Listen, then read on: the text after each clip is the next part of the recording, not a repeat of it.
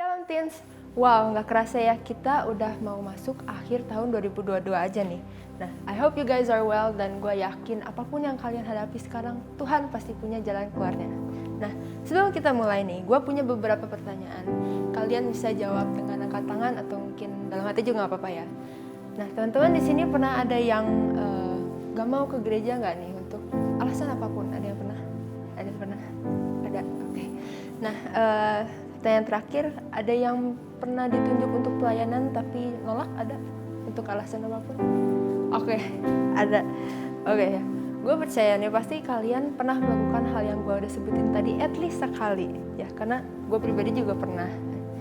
Dan emang nature manusia itu untuk lalai, tapi itu sebenarnya tidak boleh dibenarkan ya.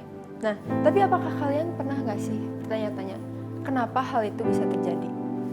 Gue Shannon dan gue akan membawakan firman Tuhan dengan judul Do You Accept or Do You Decline? Nah, ayat firman yang gue mau bawain kali ini diambil dari Markus 1 ayat 16-20. Gue bacain ya. Ketika Yesus sedang berjalan menyusur danau Galilea, ia melihat Simon dan Andreas, saudara Simon. Mereka sedang menebarkan jala di danau sebab mereka penjala ikan. Yesus berkata kepada mereka, "Mari ikutlah aku dan kamu aku jadikan penjala manusia." Lalu mereka pun segera meninggalkan jalannya dan mengikuti dia.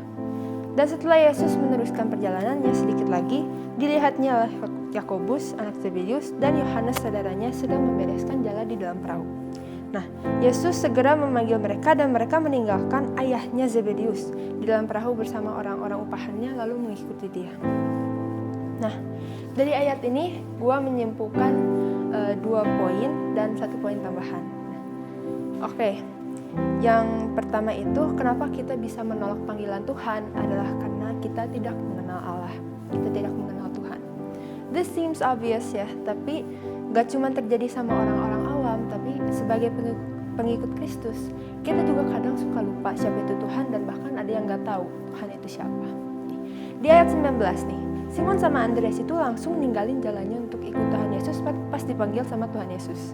Dan di ayat 20, Yakobus sama Yohanes itu langsung bahkan meninggalkan ayahnya, ditinggalin papahnya untuk mengikuti Tuhan. Nah, itu kenapa bisa terjadi nih?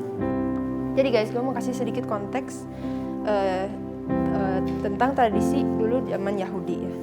Jadi dulu tuh menurut tradisi, anak-anak Yahudi itu mempunyai kewajiban untuk menghafal kitab Talmud ya, kitab bangsa Yahudi. Jadi 1 lembar sehari itu harus beres 7 tahun.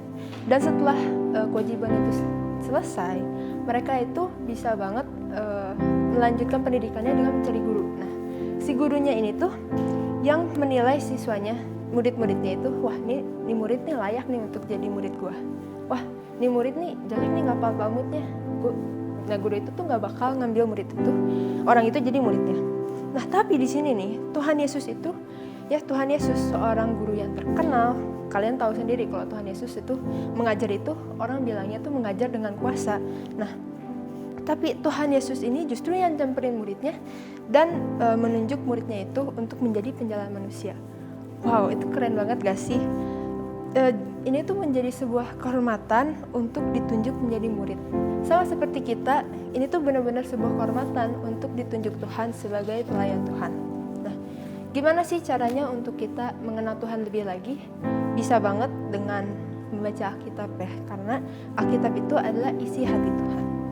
Nah, dari sini nyambung banget sama poin kedua, yaitu melekat pada hal-hal duniawi. Nah, ini kita pasti sering mengalami.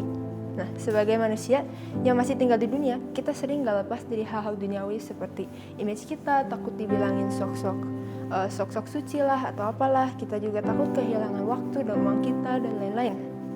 Tetapi di sini nih di ayat yang sama, murid-murid itu bisa melihat kalau kesempatan yang Tuhan berikan atau panggilannya Tuhan itu melebihi dari segala hal yang di dunia ini. Jadi jangan sampai kita tuh sama seperti orang kaya yang menolak mengikut Tuhan Yesus karena gak rela meninggalkan kekayaannya. Teman-teman bisa baca di Matius 19 ayat 20-22. Jadi gue mau ngingetin nih, kalau apapun semua yang ada di dunia ini tuh sebenarnya sementara gitu. Ibaratnya mah seperti kita tuh transit di dunia, tapi jangan sampai kita nggak nyampe tujuan karena kita nyaman di tempat transit ya. Jadi kita tuh harus bisa bijak-bijak spare time dan manage waktu untuk duduk diam mendengarkan Tuhan. Nah, poin yang terakhir adalah karena ada perasaan tidak layak. Nah, kita step 1 sama step 2 udah beres nih, tapi pas udah mau prakteknya, kita udah mau melayani Tuhan, melayani orang lain, iblis tuh bisa datang dan mengingatkan kita akan dosa-dosa kita di masa lalu. Jadi dari situ tuh kita bisa dapat perasaan gak layak, dan at some point itu bahkan bisa sampai lari dari Tuhan, kabur dari Tuhan. Nah, gue bilang kita semua tuh dari awal emang gak layak, dan bahkan untuk masuk hadiratnya aja kita tuh sebenarnya gak layak. Tapi gue punya jawabannya di Yesaya 43 ayat 25. Gue bacain ya. Akulah dia yang menghapus dosa pemberontakanmu oleh karena aku sendiri, dan aku tidak mengingat-ingat dosamu. Ingat guys, Tuhan itu gak sama manusia. Manusia itu bisa aja gak mengampuni, dan walaupun bisa mengampuni, kadang manusia tuh gak bisa melupakan kesalahan orang gitu. Tapi Tuhan itu udah mengampuni, dan Tuhan itu menerima kita sebagai manusia.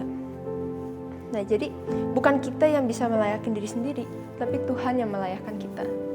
Sebagai penutup, gue mau ingetin lagi, Tuhan itu adalah juru selamat kita. Tuhan adalah Tuhan yang dekat, dan kita tuh harus bisa manage dan spare waktu untuk mengenal Tuhan lebih lagi.